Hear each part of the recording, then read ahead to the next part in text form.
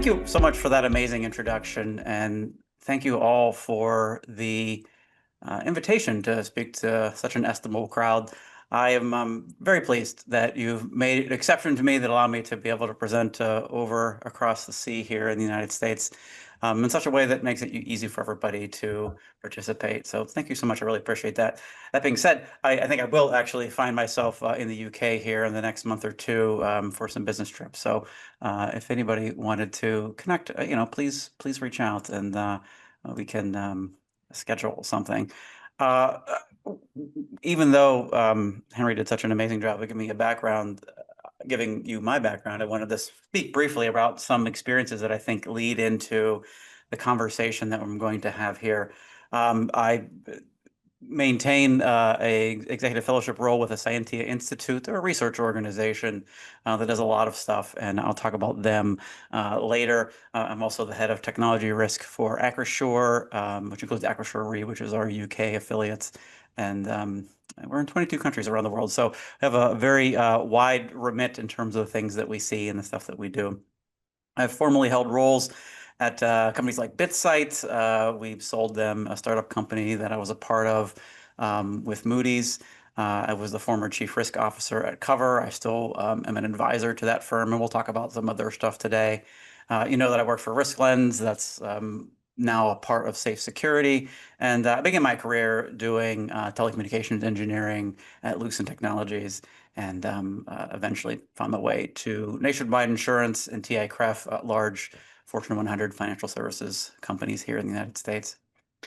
I did co-author the FAIR book that was inducted into the cybersecurity canon. I've won a number of awards for my volunteer service and contributions through international organizations. All that being said, I thought this was the perfect audience to reveal that I have received one other accolade, of which I am incredibly proud, and that is that this organization, Shift 90, on LinkedIn said that if only I were born British, I may have been honored to have been knighted, and I think that is fantastic. So, one thing has eluded me, and perhaps someday I'll have a KBE after my name, since I am not a Brit. So thank you. I thought you'd like that little cheeky joke here with this audience. So thank you. So on to the presentation. We're going to talk today about cyber risk governance and what that means and how it is separate from some of the other governance activities that happen broadly in an organization, and also different from the cybersecurity management things that happen in organizations. These things are different and unique, and I'll talk a little about them. The way that I'm going to back into this is through the NIST cybersecurity framework, the 2.0 update in February 2024, which added this govern domain, which really sort of crosses all the other domains that are in use and provides some specific tasks, which I will detail. Now, I've given this presentation a couple times, and it occurred to me that NIST is not super applicable in the UK, but the concepts are really what I'm focusing on here, not necessarily the specifics of compliance. So this is really around looking at those top-level governance functions. This is very similar to what you find in the NCSC CAF in Objective A, that board-level accountability, policies, continual improvement pieces of that. The entire risk management regime portion of the NCSC guidance really talks about ensuring governance is embedded in strategy and operations, and you'll see that kind of reflected here in the structures that I'm talking about. Also, if you're familiar at all with 27001, there are some focuses in there that will also seem familiar, particularly around leadership engagement, executive interaction roles, and that continuous evaluation function. So please don't get hung up on the particulars of the standard. I just sort of use this as a jumping off point to see why these are important concepts for us to discuss. So there's some specifics in here. Again, it's a new domain. It may be useful for this audience to talk a little bit about what NIST's guidance is and isn't. It's oftentimes used as the capital and lowercase s standard. I make a distinction between those that everyone should and could be doing to manage all of their security things. It is a popular one, to be sure, but it's in the US in particular, it's the only organizations for which NIST compliance is compulsory are federal agencies, the executive branch aligned federal agencies. Everybody else does it via, contractual obligation or because they think it's a great standard. So that's an important distinction to make. It's not required except for if you are in those organizations. That's how they do it. NIST CSF also repackaged a lot of the existing standards that NIST did and put them in these domains, which made them significantly more palatable to a lot of people, including executives that, for whatever reason, were able to better understand them when they're looked at in these sort of domain structure this way. So that's why it exists the way that it does, and the popularity has exploded is because of that. If you dig down deep into the underlayers of this, you see that those particular standards and those domains actually map back to other NIST standards that actually give you the details of what compliance looks like in them. Govern domain is really just sort of around looking at these types of things to manage them. Now, it also did some other things, including expanding its supply chain risk in this 2.0 update, which is about a year and a half old now. And then stitched together much more significantly the connection between the cybersecurity things that we're doing and the goals and objectives of the organization to allow you to kind of build a non-one-size-fits-all way to manage your organizational risk. It also includes these governed domain tiers, and it's sort of a basic maturity model for your governance.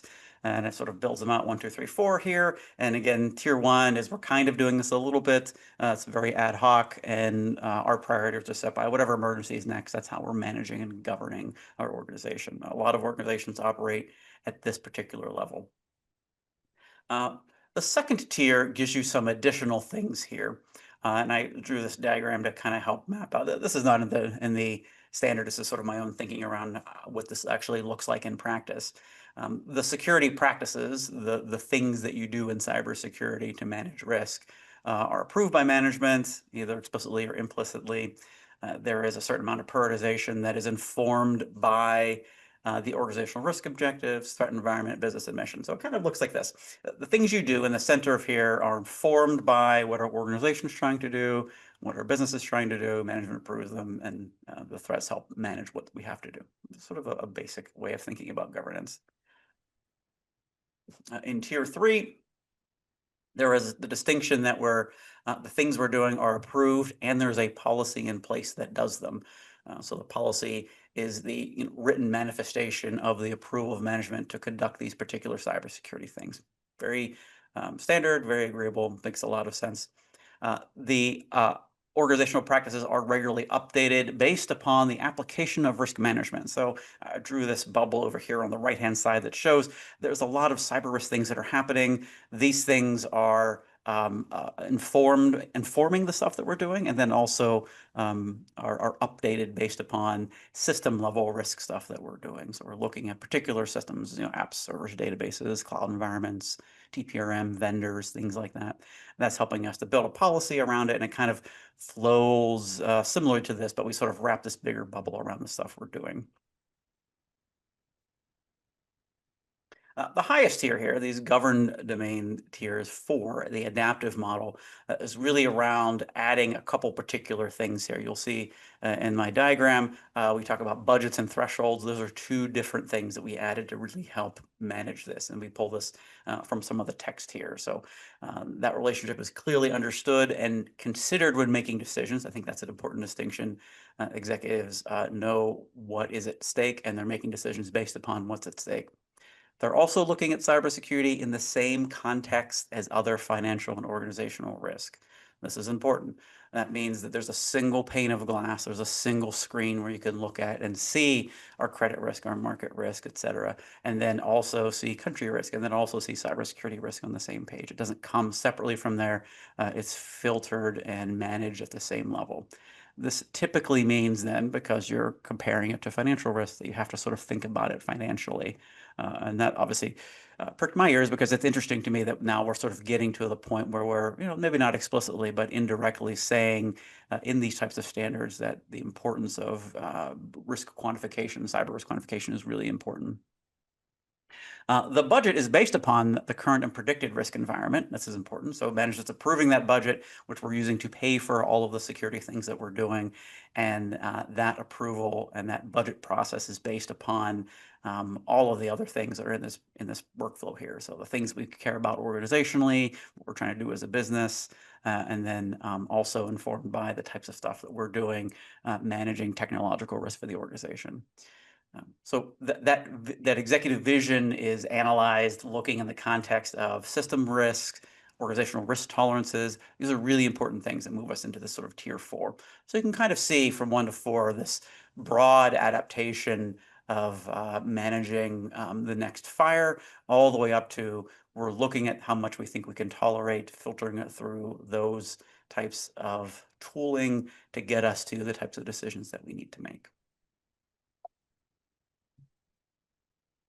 I don't know if I've ever talked about this publicly before, but a long time ago, before I began my doctorate in information system, I toyed with the idea of doing some work in organizational management. So I, was accepted and began some studies in organizational management, and I didn't like it. I ended up doing something different, obviously. But there was one thing that was kind of interesting when they talked about it was there was a whole book that they had us read about metaphors for business, and it was like um, a business is a machine, a business is a living organism, and there was at least a half dozen of them, and each of them sort of created different implications for how we thought about how organizations, how businesses work. So I thought about the same kind of concepts in terms of governance and what are the right metaphors for governance? Is it the center in the way that NIST diagram started in the earlier pieces there? Is it the umbrella of which everything hangs off of? Is it the root, things grow out of it? Is it a skeleton? I very much prefer governance in terms of this sort of balance and fulcrum between the business needs and the security concerns that we're trying to do. And I think that's, at least in my mind, from a metaphor perspective, I think that's where good cyber governance comes from. It's this balance of what do we need to do as an organization and what are the things that we need to manage on that security side.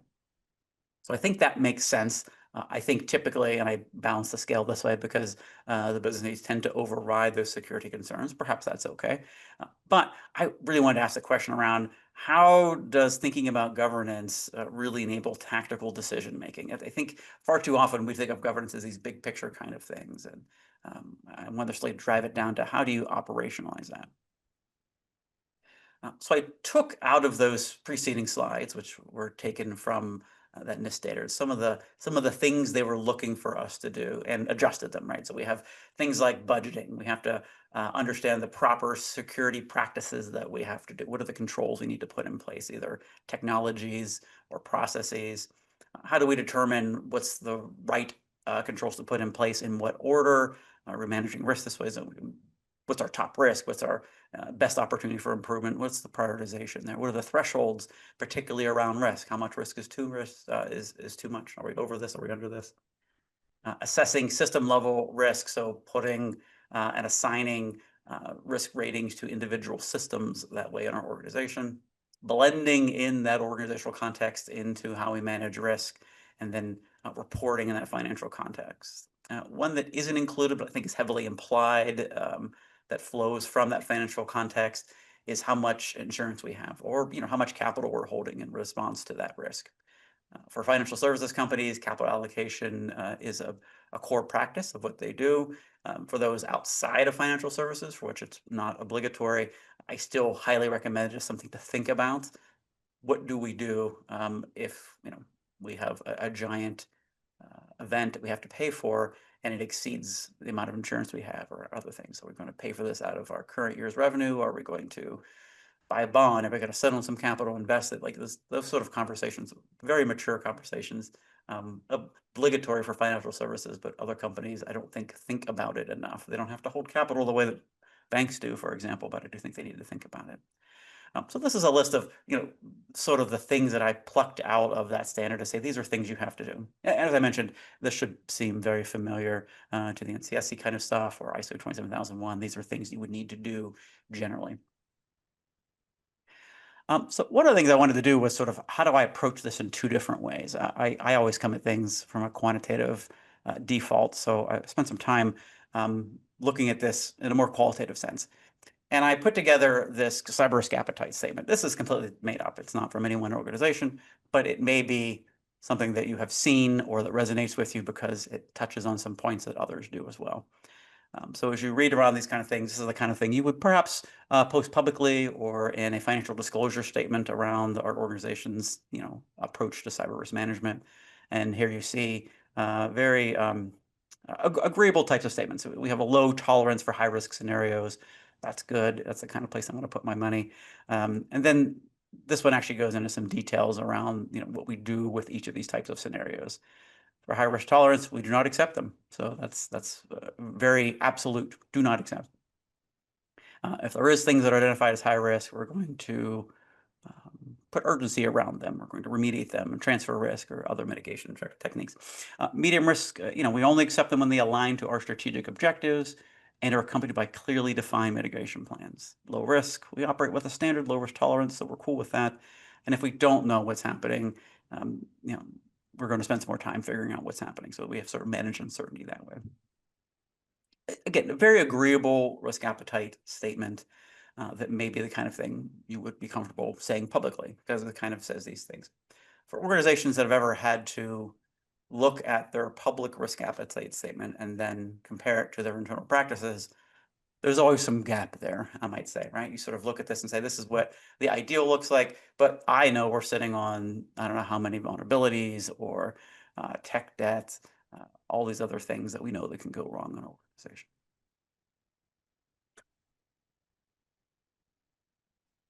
So what I want to do is drive this to ground. I want to spend some time figuring out how do I take an appetite statement like this and then operationalize it, because I'm looking for tactical decision making out of my governance program. So if I approach cyber risk governance in this qualitative kind of way, I have to sort of think about what are the specific things that I'm going to do in response to it. So I've kind of put 3 questions together around each of these topical areas here. So for budgeting, prioritization of controls and rest of the things we need to do, which of these risks over here should be prioritized? How much money should we spend? And then which controls should we put in place to fix them? So again, this is a fictitious risk register, but probably one that looks fairly similar. If we're looking at these, we have ransomware, TPRM breaches, phishing attacks, and then critical system vulnerabilities. I'm going to focus on that residual risk here. We have 3 highs and a medium. And if I remember from the prior slide, what our risk appetite statement says is we do not tolerate high risk scenarios. So we have 3 do not tolerates here, and a medium we only tolerate if it's in in furtherance of our organizational objective. So ransomware is not in furtherance of that. So I'm going to interpret this as saying all 4 of these need to be fixed.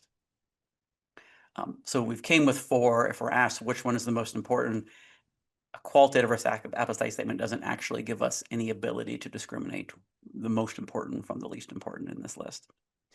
So they're all important. And when everything is important, nothing tends to be important. So we can't rank order them. How much money should we spend to fix these? Well, again, we don't tolerate them at all. So we have to spend effectively every last pound, dollar, euro that we have to fix these because we've declared that we do not tolerate them. Which controls? Well, there's some particular controls that are identified here. There's some mitigations that are accelerated in place here. But again, we're going to buy whatever controls we need to do to remediate this. We don't tolerate them. So I don't feel particularly attracted to this as an approach because I don't think we've been able to really tactically operationalize this one. Let's try the next one here. We have to do system level assessment. So we have to sort of look at all the systems in our organization and determine which of these are the most important. So it's the same questions, which systems deserve the most prioritization, how much money should we spend on them, and then what should we do when we're spending that money on them. This is a little bit different kind of view, but a similar sort of fictitious risk register. We have our CRM platform, a financial system platform, and HRIS system there at the bottom. Again, that risk level shows that we have a high, and a medium. I think unauthorized access to our HR management system is not in furtherance of our organizational objectives. So again, all 3 of these need to be prioritized. And that's unfortunate because again, we can't discriminate between the most and least important amongst a list of high important things. All the controls that are listed there are things that we should have to do, because again, we're willing to do whatever it takes to eliminate these things and spend a corresponding amount of money to be able to do those things. So, all the stuff that are listed there are all good things to do in general, but as you can see, if you're trying to build a prioritized plan to fix these, there's nothing that you can really do. All right, let's take another look here. This one's a little bit different. We're supposed to look at cyber risk in the same context as our financial risks and other risks that cascade down from there. So we have the same questions. This is sort of an enterprise risk register here. We're looking at the top. We have our ransomware attack, our operational risk in terms of supplier delays, and then financial risk in terms of cash flow shortfall. There you see they've spent some time quantifying these things. We know what our supplier delays look like in the next quarter, how much money we're going to be impacted by if this were to come to pass. Same thing with the cash flow. We're looking at a $12 million liquidity risk there, so that's a problem. And then we come to ransomware at the very top, and it's high, medium, low, and we're asking to deploy these types of things. Now, look, this is common that you have this disparity between financial risk and cyber risk when you're reporting it. I think the challenge is if you're trying to level up your governance practices, you have to find a way to transform those cyber risk to there. And frankly, you're making an appeal out of emotion versus an appeal out of financials. And that's sort of the distinction between them. You're doing more storytelling around the cyber risk in this case versus the other two, which, gee, depending on the size of your organization, this could be fairly impactful, and I want to prioritize that over these other things. So it's difficult to prioritize cyber risk amongst other risk if you're coming at it from a governance default of qualitative. That's what this is supposed to illustrate for you.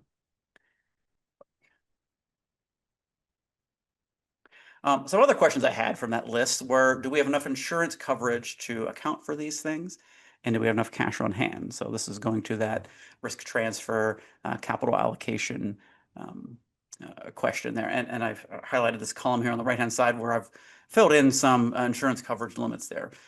Despite measuring our risk qualitatively, our insurers always measure it quantitatively. So we know how much we have there, but we can't tell out of hand if we think that is a significant amount of coverage or an insignificant amount of coverage for the type of losses that we may incur. We just don't know because we haven't gone to the trouble of measuring it.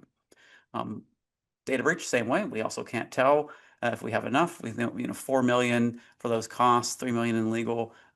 That's probably enough, but we can't tell for sure. Same thing, phishing attacks, $2 million.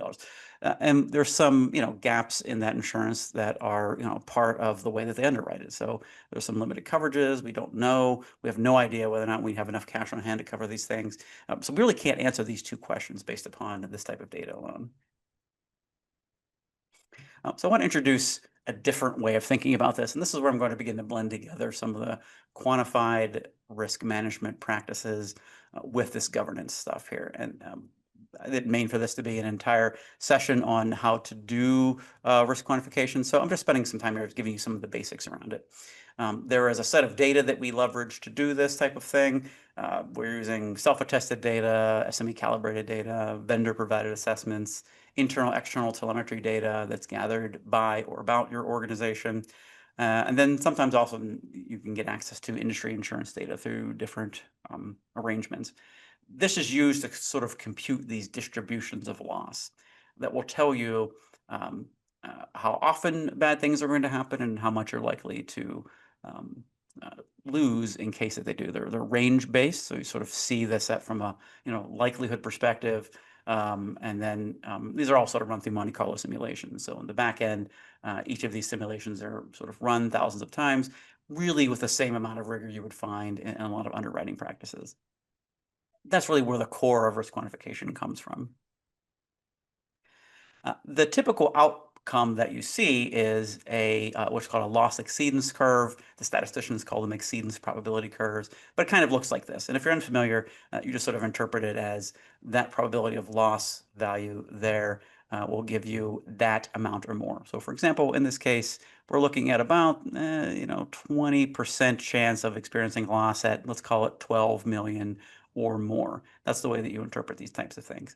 For the next two slides, these are graphs that and graphics that are taken out of the cover tool. I mentioned I was a former CRO there, and I'm an advisor there. So they package these things together in a way that's very consumable that I like. So I wanted to kind of show these to you. But you can get these out of a variety of different tools. So this is the life cycle management that I've envisioned for using CRQ to really supercharge your risk governance program. And at the core of it is this measurement of where we are now in terms of our risk. That feeds into a risk threshold setting that allows you to determine the amount of budget that you should have in correspondence with that threshold. That also allows you to determine how much insurance you should buy. And then what I'm calling risk resilience is really financial resilience for cyber events. And this does a couple different things here. So on the budgeting side, you can have specific return on investment calculations that allows you to show what it costs to buy down risk. On those security practices, you're able to see, what the efficacy of these controls are. Quantitatively in financial terms. So operating or buying this control is reducing our risk by this much, and that's an important measure. You can also better prioritize these things. You're putting limits on them. Again, that threshold setting, how much are we supposed to have in terms of how much loss are we comfortable with? That system level risk is kind of important too, because you can say these are systems that will lead us to have an outage at or in excess of the different levels. And then gives you that organizational context as well. So when we operate at this particular level, here's what that means to our overall program. And then finally, really allows you to fill in those blanks on those prior charts that we're comparing cyber risk to other sorts of operational or financial risks that way. I think the threshold setting is really important. I had a hand in developing this module for the cover tool, but it's sort of based on some research papers that I had done around basis points of revenue for appetite value. In the US, I was triggered by the Securities and Exchange Commission rule around material cyber event disclosure. And I kind of went into the data and I said, well, what would be material? And I sort of started with the top 50 all-time biggest data breaches and said, were those material and at what level? And the reality is I had to go pretty low to be able to make all 50 of those things material, and that's right around 1 basis point. But I think a variety of basis point levels sort of feeds a conversation around this. When I've put this in practice and we're having conversations around what do we think is an acceptable risk appetite level, providing a number of different ones to pick from tends to be a very meaningful way to do this. And I've had great success with that. So that's where you see that that table sort of operationalized there on the left, along with a view of, what are the what's the material amount of records compromised or material amount of system outages, and allows you to kind of mix and match between them, which I think is another good way of building materiality. I think for all practical purposes, materiality is quite synonymous with appetite. So if you're doing one, I think it gives you the opportunity to really do both. Once you've determined what an acceptable level is, then you can begin comparing it to where you currently are. So I always pull this average amount, and then I sort of look at a couple different scenarios. One, if your appetite is exactly the same as your average loss, then you're right where you need to be. I think that's pretty rare. But I think if your appetite is below what your average loss is, then you're going to have to spend some additional dollars to be able to buy down that risk to appetite. Conversely, and we don't like to think about this, but if your average loss is significantly lower than your appetite, you could actually incur some cuts to your security program in order to be able to further organizational objectives while at the same time managing to that appetite level. So there's a sort of three scenarios you can get from there. But again, it allows you to think about budgeting in a more wholesome way and allows you to participate in conversations with management during times of austerity. Do we need to make a cut? Well, great. Well, when I look at this average amount, here's what it falls out to. And are we okay exceeding that threshold? Are we effectively increasing our appetite?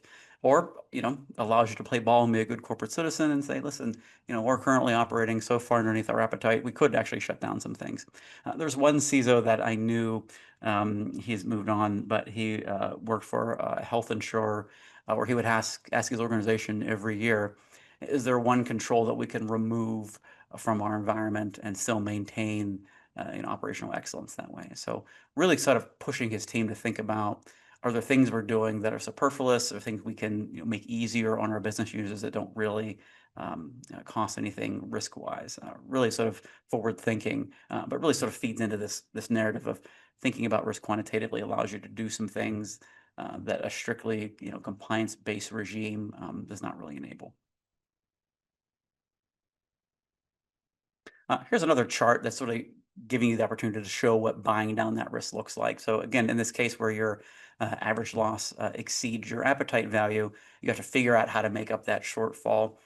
So this is using the NIST-CSF categories there and just a 1 through 5 CMMI style maturity range there. So if you move from your current stage at 2, which is repeatable, all the way up to 5, on average you can buy down around $500,000 US versus worth of risk that way, and that allows you to adjust these things up and down. So really an important way to think about how do you move things up and down, how do you adjust for those things, and what you would have to do is sort of determine what are the packaging associated with each of these maturity levels. Is this additional headcount, tooling, operational tail, staffing, whatever.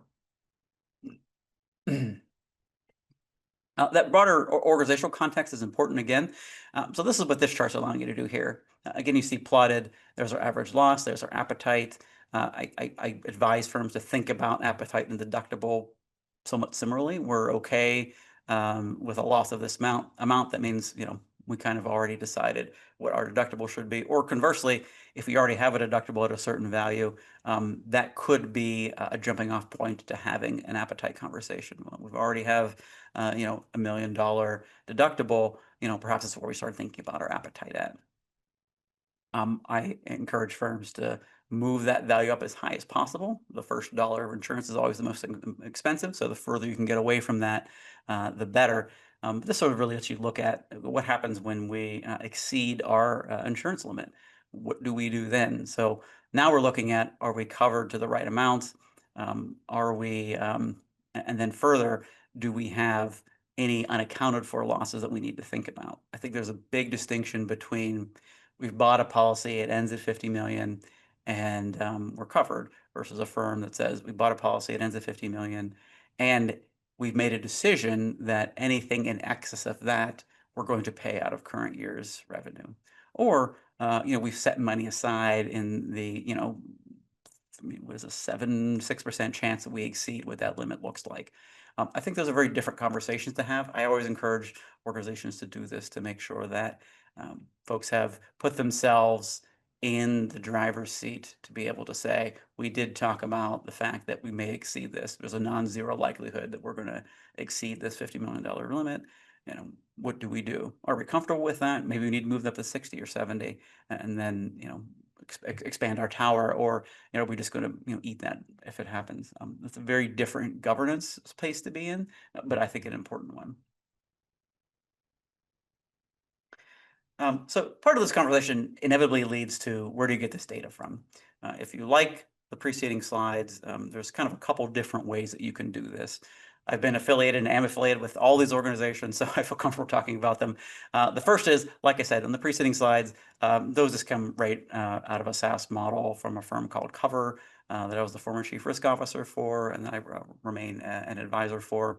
Also, in my introduction, you saw I'm a executive fellow at Sentia. We have some firmographic data. I'm going to talk about that here in a little bit. That I think is one way you can do this. And then also in the introduction, you can build your own, and that's really where the FAIR model comes into play. Is much of what we've built in the FAIR model goes a long way towards you conducting a lot of workshops internally and manually gathering data in your organization around what those losses look like. So much of the training, for example, is teaching you, how to get stakeholders in a room and then work them through estimating, what are our legal costs if a thing like this happens? What's the least it could be? What's the most it can be? And those inputs get put into a Monte Carlo simulation that models the FAIR variables and gives you those kind of results.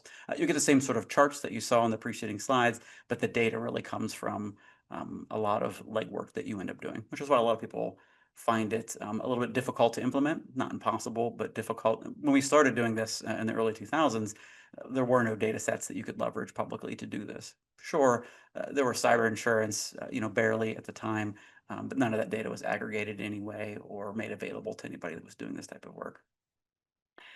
So some of that data comes from Scientia. A lot of organizations that are doing fair will actually leverage some of the data from the Scientia IRIS report. It was just released, so I'll talk a little bit about that and show you some of the highlights that I'd like to share.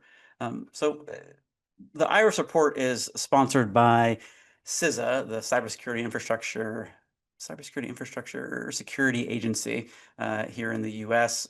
So it's government-sponsored research. Scientia takes a lot of data from a variety of different data sources, kind of munges it together, and then gives you some interesting outputs that you can leverage in a couple different ways. So we've been doing this since 2015. The last IRIS report was in 2022. There was an intermediary report that was focused on ransomware. And the 2025 one is sort of like a 10-year review, or I think we actually go back to 15 years, but we've been doing it for 10 years at this time. And you get these sort of results. And I plucked out a couple that I found the most interesting and worth kind of talking about. All these numbers are adjusted for inflation, so it's not just the fact that we've had some crazy inflation these last few years. It's really just leveled for that. So this is accounting for all things. Since 2008, you're seeing just under a 4% chance of having an incident increase, and also which is fairly substantial. And this is sort of, again, looking at a range of things here. So anywhere from 2.5 to almost 10% jump over time, 3.7% increase year over year.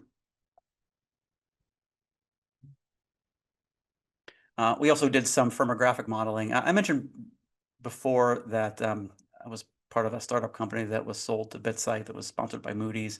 I learned a lot about firmographic modeling. It's sort of a core way that a lot of, well, first of all, a lot of rating agencies think about your organization from a firmographic perspective. And it becomes a great starting point for a lot of cybersecurity conversations as well. The modeling that you see BitSight and Security Scorecard and others do in that TPRM space really spends a lot of time focusing on firmographics. So it's a useful way to start to think about things. I found it to be a meaningful way to say, of firms that look like us, here's what losses look like. That's a useful position to be able to take in board presentations and executive presentations, talking about here's why I think this is important.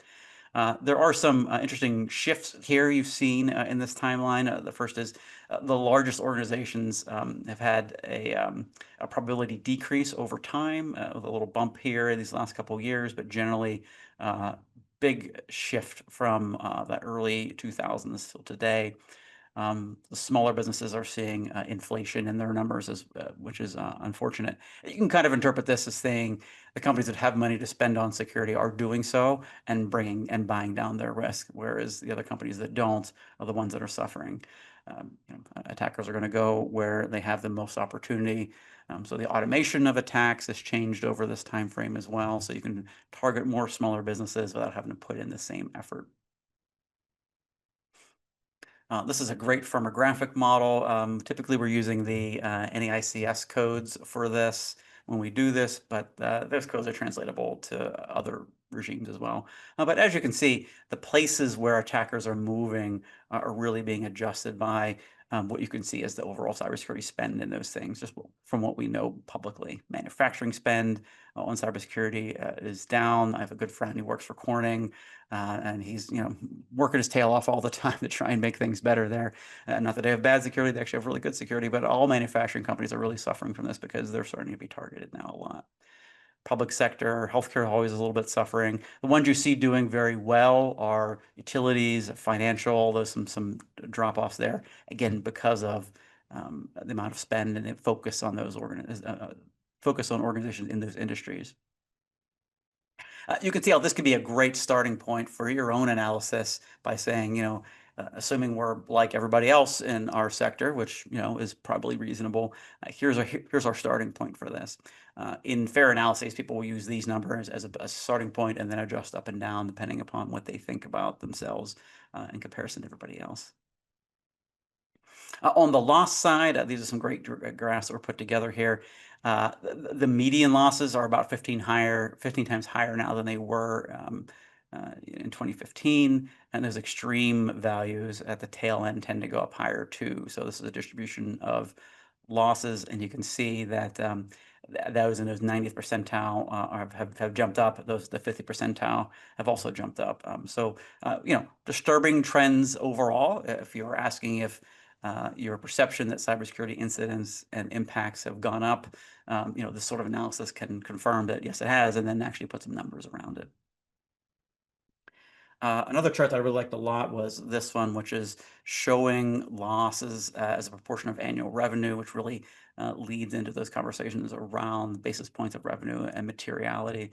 And you can see that in general, these things have shifted up for sure. So at that 95th percentile, you're seeing just over 1% increase, and the 50th percentile has also jumped up quite a bit in terms of percentages of revenue. So a lot of money on the line. Cybersecurity is still as important as ever. Here's another good chart here.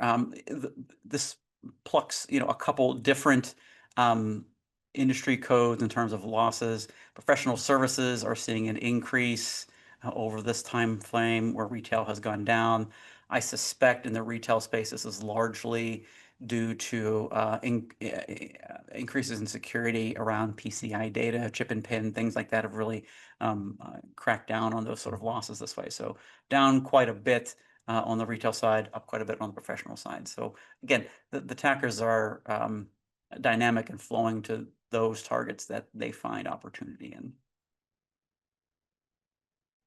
Also a great chart. I like this. This is matching the attack vectors back to the attack framework, the MITRE ATT&CK framework, which is a very popular framework. You see that in a lot of security tooling these days. And you can kind of see some trends and things that are shifting, and the wild trends are really fascinating here.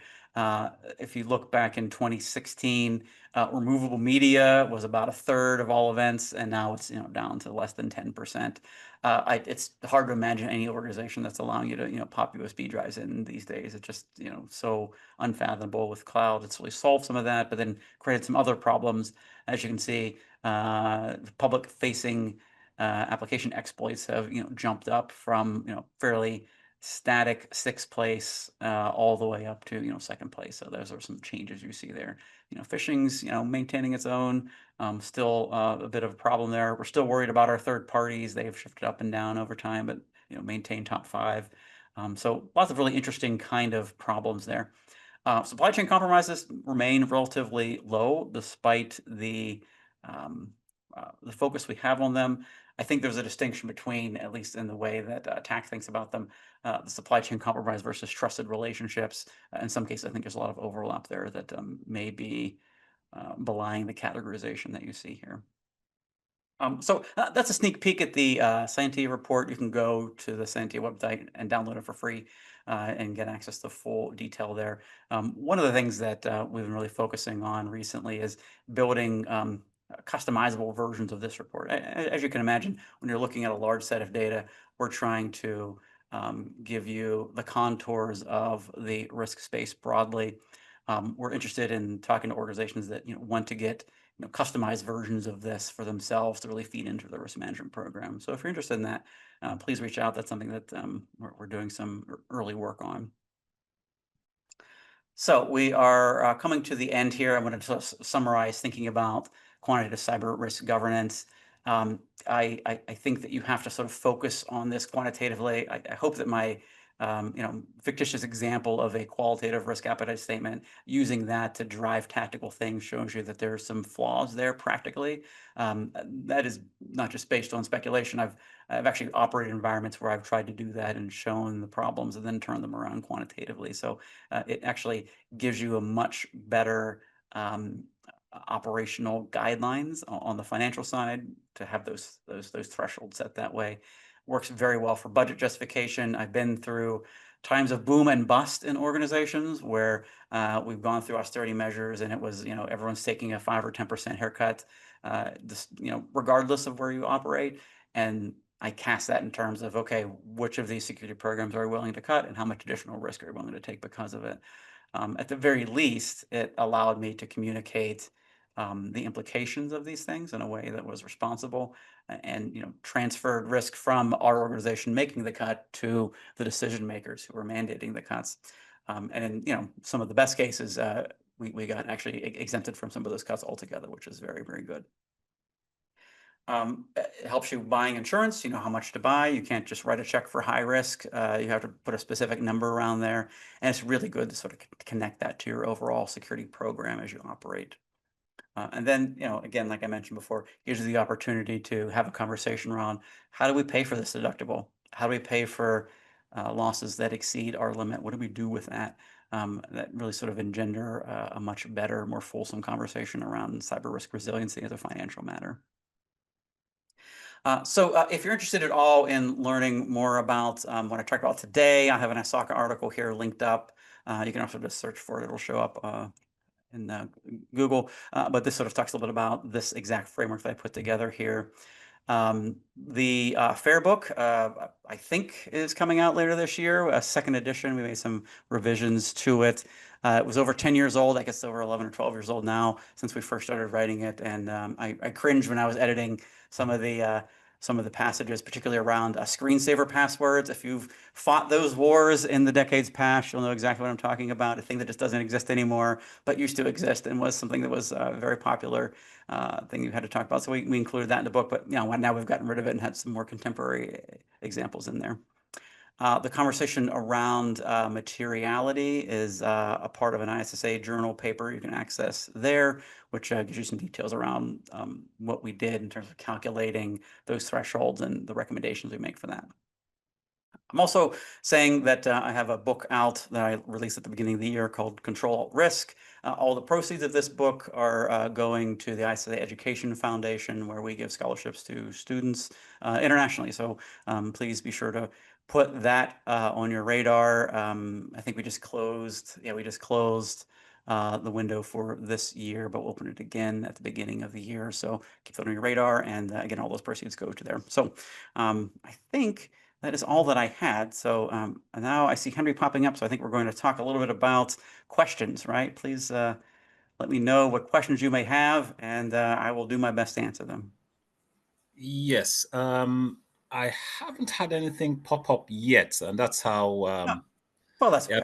it appears that's how thrilled and enthralled everybody was. But there is a hand raised by Margaret Olubi. Margaret, well, right, the hand's been raised now, so no one wrote them down. Margaret, if you could unmute yourself and then ask the question, or whatever where you want to play it.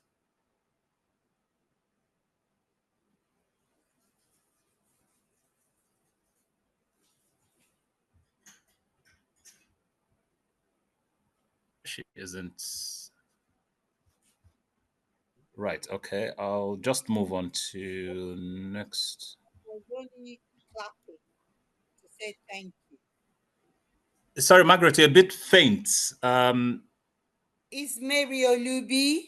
Sorry, Mary. I beg your pardon. Sorry. Sorry. I was only just clapping to say thank you for the. So it's not a question. Right. Okay. Thank All right. you. Thank you so very much, Mary. I really appreciate that. You're welcome. Are there any questions or right comments by Bruce Steedman to you? It says it was great stuff. Thank you very much. It filled in a few gaps he's been working on, and says it's a very on topic. Well, I'm glad to hear that. As you think about questions that you may or not have, I would just sort of encourage you to reach out to me on LinkedIn. Let me know if you have any questions that may happen afterwards. I'm happy to stay connected. I thought I saw a few come through while I was talking. So yeah, let me know what you're working on in terms of cyber risk governance. It's something that sort of popped up for you, or thinking about quantitative stuff. I'm always available to help talk about these kinds of things. So very interested in your thoughts and perspective on them. And Right. There please is reach a out. Oh, there is a question, question. Yes. yeah, from Jane, and she's asking, how do you think AI may help with the assessment in the future? Yeah, great question. And I happen to be building out a risk program now, kind of a greenfield space, which is sort of a unique thing to do. And I'm definitely not doing it the way I did, 10 years ago. I'm leveraging a lot of tooling to do this. In fact, when I did it 10 years ago, I built my own tooling, and now I'm buying a lot of that tooling. So I think that's what you're seeing in terms of um, automated control assessments. There's a lot of AI stuff in TPRM. Effectively, if you're not using TPRM to do something, sorry, if you're not using AI to do something, I think you should really invest heavily in it. Uh, it's one of those things that I think is still evolving. Valid question to ask. Everyone kind of wants to know, you know, is it helping with risk? Is it a risk itself? And yeah, the answer is yes to all those things. So a lot of vendors are trying to implement a lot of AI tooling to help reduce staffing loads. You particularly see this in the TPRM space because we tend to have more work to do there than not. I mean, even just sort of dumping documents into a Copilot or ChatGPT and saying, hey, this is their answers to the question, how does that compare to our security policy? Is this a really basic way to do it? But institutionalizing that in a software package is something that I think you're seeing a lot of vendors kind of put in place here.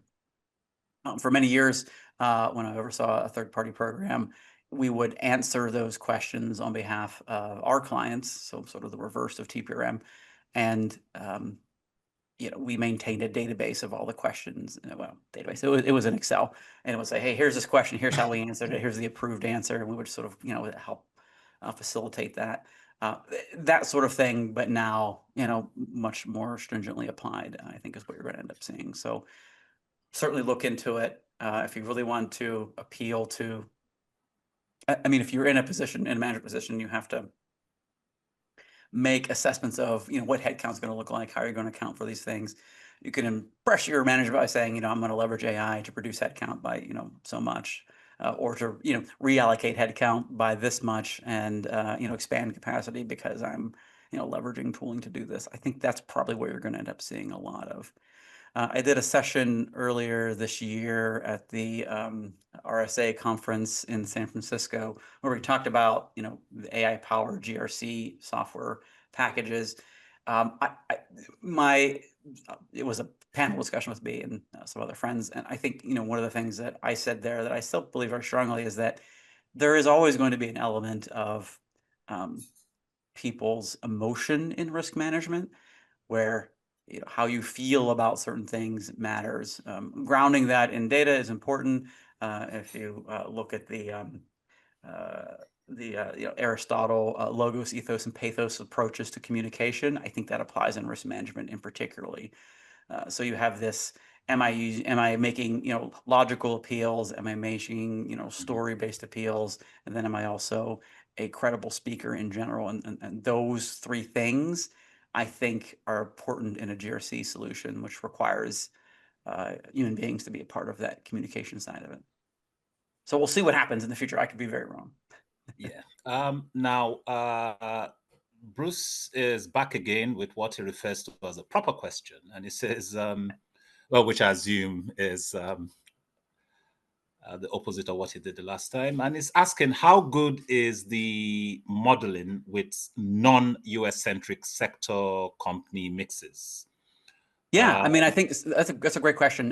One of the things that in the past I've done is those firmographic variables very strongly. Every underwriter will tell you that tend to correlate with loss frequency and loss amount tend to be industry, geography, and size. And typically, revenue is a good proxy for size. Sometimes you'll use headcount, number of employees, things like that.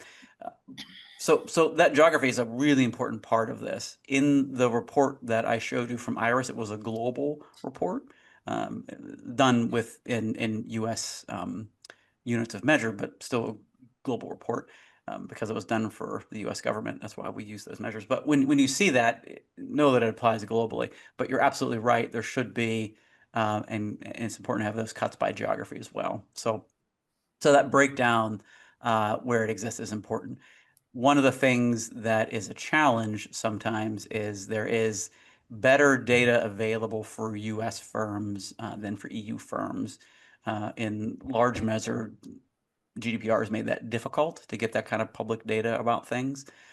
The firms, there are firms I know that are working on it. So Scientia buys data from a couple different aggregators that do that, and I know they're working on finding ways to work around that. In the US, we have these, I think they call them sunshine laws. You can make these sort of public records requests out of government agencies, and they're obliged to give you that data so long as there isn't any restrictions on it, and they'll do that. That doesn't exist in some EU countries. That creates a little bit of problem there.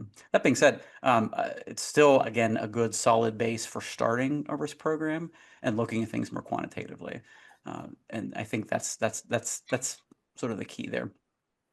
Great question. Yeah. Okay. And someone who is physically present at the London office is asking, were you tempted to use CMM for your tier model? Oh, was I tempted? Oh gosh. Well, so that tier model actually came directly from NIST. So I did not author that, but it was part of what they were talking about. So there is, I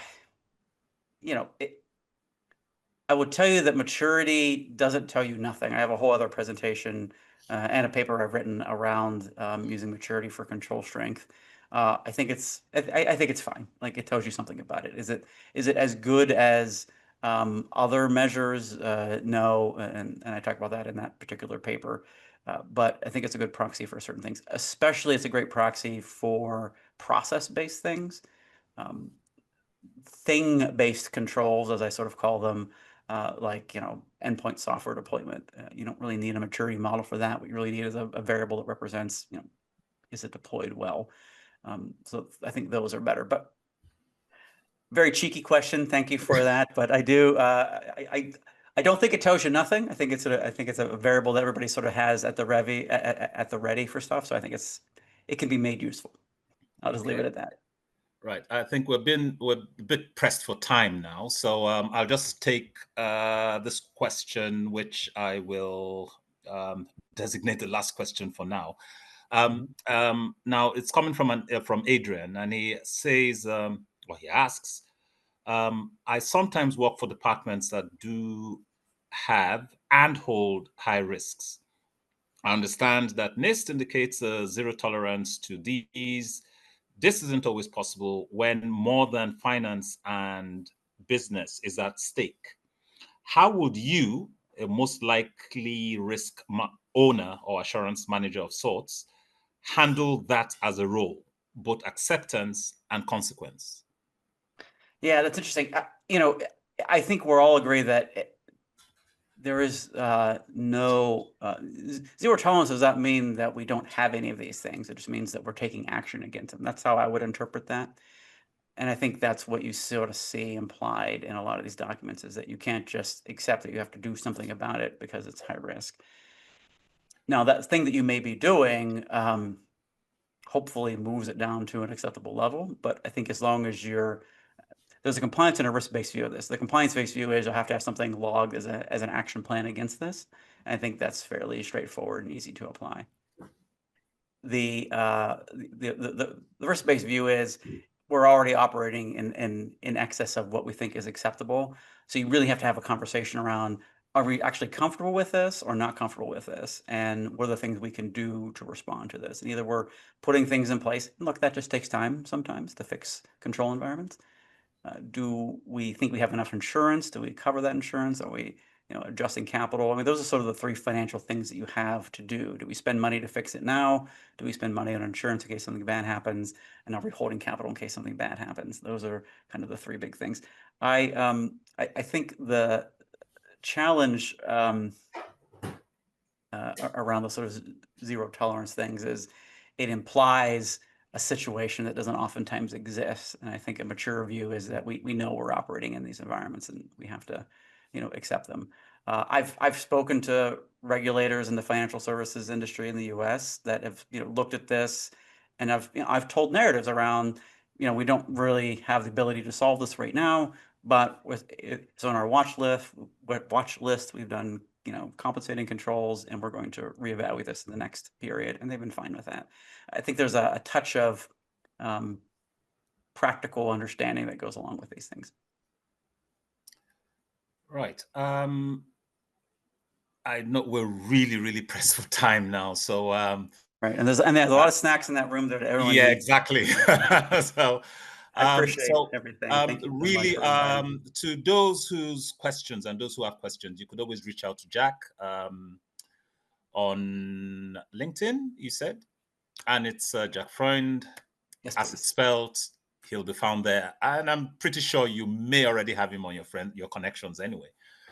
Thank you so much. So Jack, it's been really, really, really wonderful. I know it took us some time to get to this evening, but it's been really wonderful having you and having you present to us. And for me personally, it's been a great honor to have met you in virtual person. So on behalf of the IRMA special group, John Mitchell, who is somewhere in the London office and is the chair, I extend our very hearty thanks to you. And hopefully we'll, carry on this conversation of different facets. Thank you so Thank much. And you. thank you all for the invitation. Have a wonderful evening. And you too. Okay. Bye, everyone.